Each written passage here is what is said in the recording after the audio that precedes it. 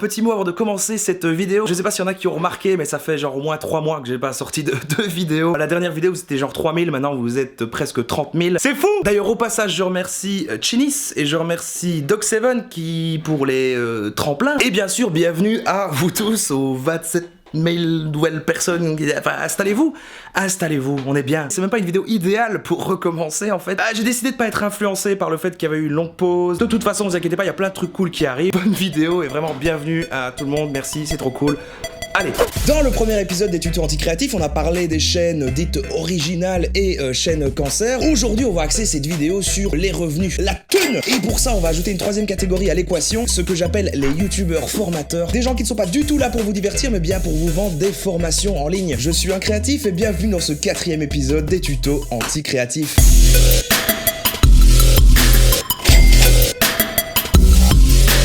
Alors jusqu'ici, ils faisaient leurs petits trucs dans leur coin, hein, personne ne les remarquait pas trop, même si on les voyait passer de temps en temps. Mais on va dire que leur méthode commence à être de plus en plus médiatisée négativement, j'ai envie de dire. Notamment à cause de gens comme Matt Podcast à l'époque, qui avait essayé de vendre son pack pour devenir youtubeur, etc. Ou encore l'espèce d'arnaque là d'Emmanuel Friedenrich qui était relativement relayée. C'est donc là que m'est venue cette grande question. Est-ce que tous ceux qui vendent des formations en ligne sur YouTube sont des gros connards? Et pour que l'on puisse répondre à cette question, je me suis dit que j'allais devoir utiliser mes compétences de marketing de connard pour déconstruire un peu leur stratégie, se mettre à leur place, afin de vous apprendre comment annihiler toute notion de passion et de créativité de votre être et devenir un véritable requin qui gère un business de formation en ligne des plus juteux. Et ce, en seulement 4 étapes. Alors pour bien comprendre les 4 étapes, il faut que vous connaissiez une notion fondamentale en marketing digital. Alors je sais, ça a l'air chiant, mais ça va en fait. L'entonnoir de conversion dans le cas d'un youtubeur formateur, pour faire simple, ça représente le trajet d'une personne du moment où il va voir notre première vidéo jusqu'au moment où il achètera une de nos formations en ligne. On a donc 3 grands stades sur lesquels on va devoir travailler. Notre notoriété, que notre contenu soit vu et qu'on soit suffisamment crédible pour créer une audience. L'engagement de notre audience, c'est-à-dire qu'elle interagisse avec nos contenus, like, commentaires, partage et qu'on les fidélise. C'est là qu'une chaîne YouTube, on va dire classique, s'arrêterait, en se basant sur la monétisation et des dons par exemple. Mais nos youtubeurs formateurs, ils sont tellement dans le turfu qu'ils rajoutent une 3e étape, la conversion, c'est-à-dire quand l'audience se transforme, se convertit donc en client par l'achat d'une formation en ligne. Et pour que notre pigeon traverse l'entonnoir, il va donc falloir se poser 4 questions. À qui on vend, qu'est-ce qu'on vend, qui vend et comment il le vend. Et c'est parti pour la première étape mon gars.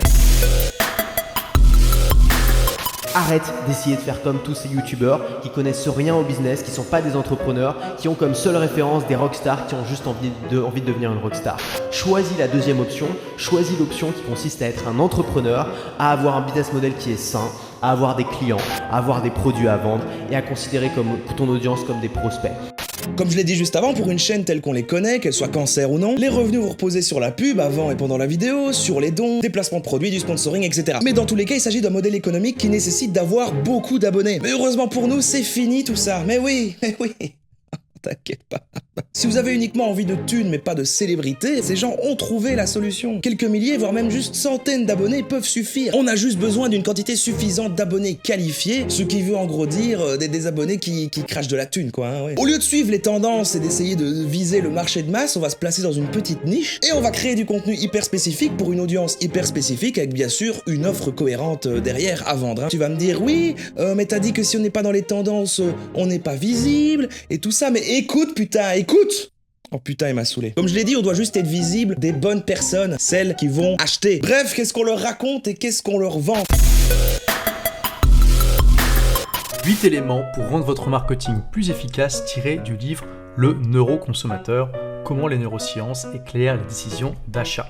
Alors déjà, pour transmettre des compétences, il faut déjà les avoir soi-même. Hein. On est plus ou moins d'accord jusqu'ici. Et les compétences qu'ils ont tous en commun, ces youtubeurs formateurs, c'est le marketing digital évidemment. C'est la base, vu qu'il faut évidemment qu'ils développent leur propre business à eux et qu'ils vendent. Certains s'en servent juste comme outil pour vendre des formations sur une autre thématique, comme je sais pas moi, le tricot. Mais c'est relativement rare. Hein. Parce que oui, voilà, on est des entrepreneurs, hein. Le temps c'est de l'argent. On n'a pas le temps d'apprendre une autre compétence. C'est pour ça que 90% d'entre eux, ils vont vendre des formations sur le marketing digital. Hein. C'est le chemin le plus court, le plus logique. D'ailleurs, il y en a tellement aujourd'hui dans cette catégorie que c'est même plus du tout une niche, hein. C'est une très grosse niche.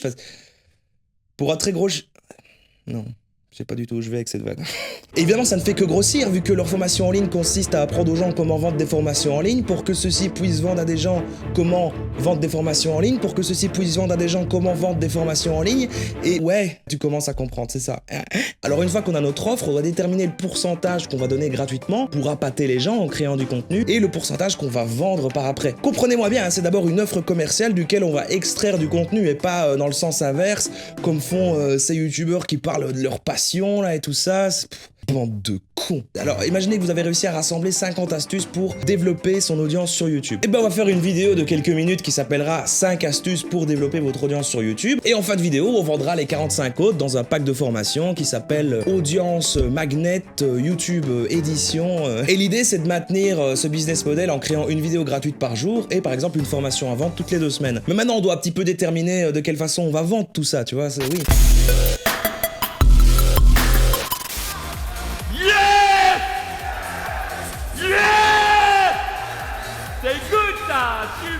Le fait de s'adresser à des prospects et non à une communauté, ça va imposer de devoir créer une relation professionnelle et pas amicale avec eux. Mais en parallèle, le côté humain, il est utile pour la fidélisation. Faut avoir ce ton à la fois sympa mais intéressé qu'ont un peu les vendeurs de voitures et les gens qui font du porte-à-porte là. On est d'accord que la plupart des youtubeurs parlent en vous, un peu comme s'ils parlaient à une foule, comme si c'était un artiste sur une scène qui parle à un public. On est plus ou moins d'accord là-dessus. Et nos amis les youtubeurs formateurs, ils ont développé leur ton bien à eux, un ton où ils parlent toujours en tu, avec un langage familier, mais tout en donnant l'impression de lire un texte. Ça donne un ton qui est vraiment pas naturel. Salut à toi le rebelle qui en a dans le crâne. C'est Julien de la chaîne Libère ton potentiel.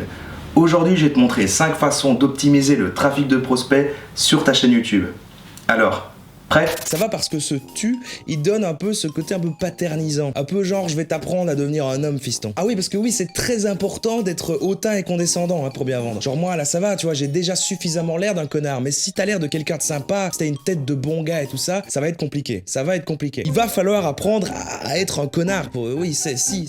Ce qui peut aider, c'est d'utiliser un langage très hermétique comme ça. Vous pouvez utiliser des mots comme webinaire, livre blanc, mindset. Alors après, c'est pas tout, il faut crédibiliser un petit peu votre offre en ajoutant un peu de background derrière évidemment. Je sais pas depuis combien de temps tu me suis, mais ça fait maintenant 5 ans que je suis digital nomade et que je vis de mon business en ligne en voyageant à travers le monde. Les 5 secrets que je vais te livrer aujourd'hui à toi, ils proviennent de notes exclusives que j'ai prises lors du séminaire du millionnaire Rob Castor au Digital Forum 2017 qui sont des conférences très fermées à 900 $ la place. Un autre truc très important, c'est de montrer que vous avez du pouvoir sur d'autres personnes. C'est important de parler de vos équipes. Alors on les verra jamais, on sait pas qui c'est, on sait pas trop ce qu'ils font, mais vous avez des équipes. Oui, moi et mes équipes, machin, tu vois? Ouais, voilà. Dernier détail, mais pas des moindres, petite photo de profil, vous savez, le petit casque avec un micro, avec de la foule derrière. L'important, c'est de montrer que vous faites des conférences et tout ça IRL aussi, quoi. Vous êtes vraiment genre, je sais des trucs et je l'ai dit devant des gens.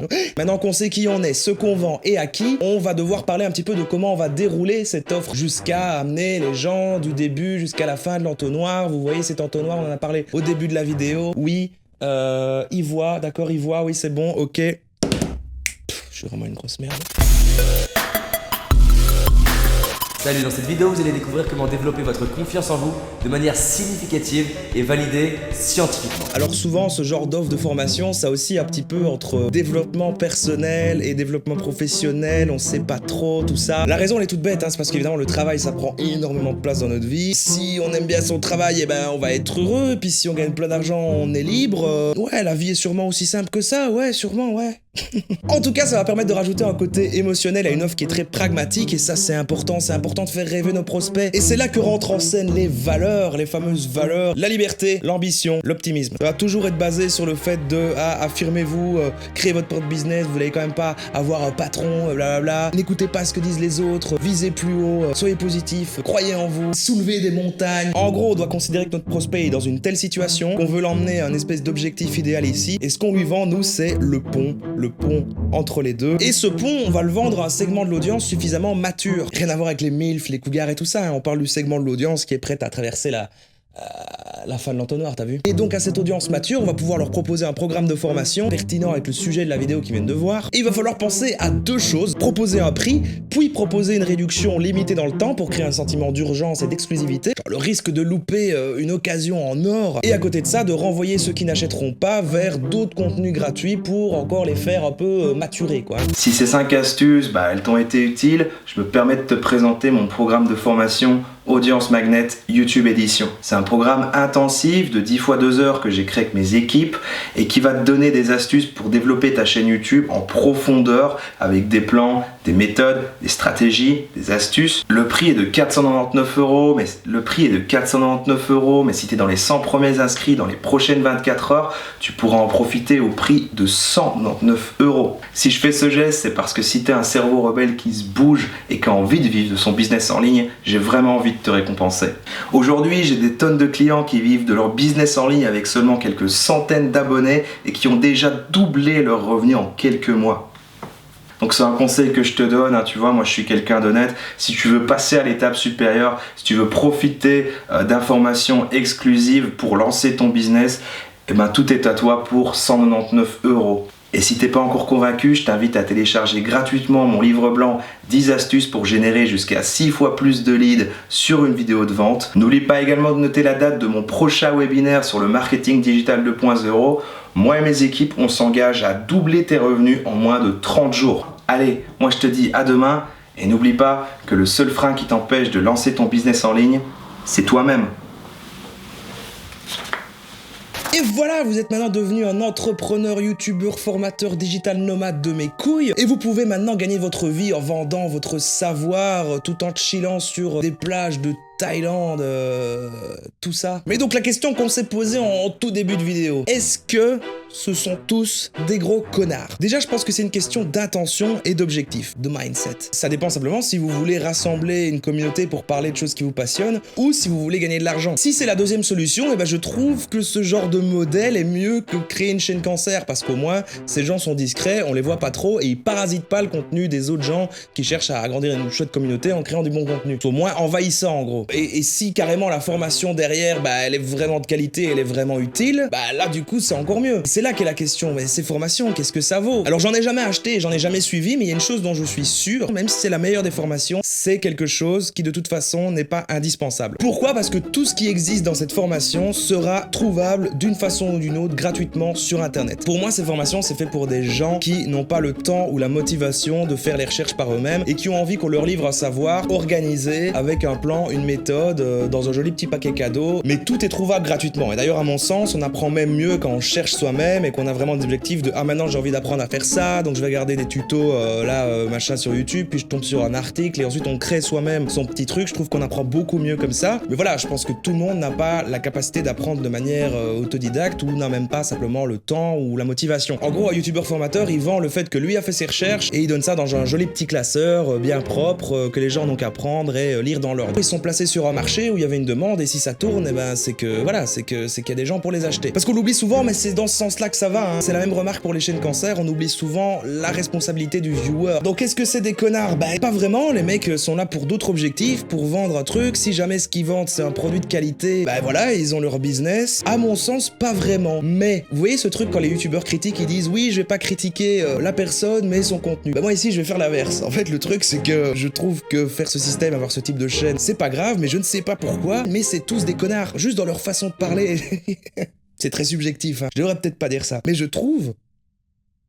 Après, il y a plein de gens qui doivent tomber sur mes vidéos et se dire exactement la même chose. Je crois que c'est très subjectif, tout ça. En tout cas, moi, même si je suis entrepreneur et ce genre de choses et que ça m'est utile, jamais de ma vie, je n'achèterai une formation payante sur Internet. Ça, j'en suis persuadé. Mais vous, peut-être que vous êtes dans la cible de ces gens-là et que vous avez un projet en tête quelconque et que vous voulez apprendre telle compétence en marketing digital ou autre pour le développer. Et à ce moment-là, si vous êtes amené à acheter des formations en ligne, s'il vous plaît, posez-vous au moins ces questions avant de cracher votre thune, s'il vous plaît. Déjà, demandez-vous, est-ce que vous avez réellement besoin d'acheter ce paquet tout fait? Est-ce que vous n'avez pas le temps ou la motivation de recueillir ces informations par vous-même sur Internet? Et si c'est pas le cas, demandez-vous, est-ce que du coup, c'est bien de me lancer là-dedans et dans un projet comme ça? Parce que c'est que vous n'êtes déjà pas forcément à fond dedans. Ensuite, essayez de voir si le formateur est pertinent, si c'est pas un escroc. Essayez d'aller fouiller dans son passé, essayez de discuter avec d'autres gens qui ont acheté des formations auprès de lui pour essayer de vérifier vraiment à quel point c'est pas potentiellement une arnaque ou ce genre de choses. Essayez de voir tout ce qu'il y a derrière, toutes les techniques qu'on a vues dans cette vidéo. Essayez de voir vraiment s'il y a toujours quelque chose ou si c'est totalement vide. Donc voilà, moi je vous ai donné un peu les armes là pour juger un petit peu tout ça. Votre avis m'intéresse dans les commentaires. Est-ce que ceux qui le font bien et qui vendent des bonnes formations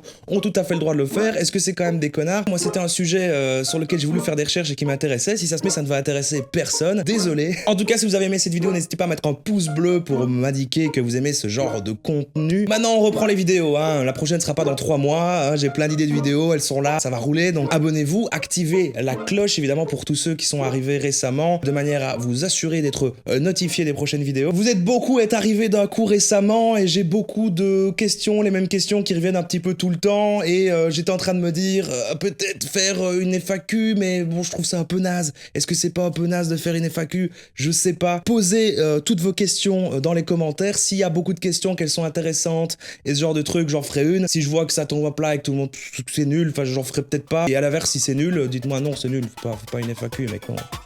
Allez, c'était un créatif. Gros bisous.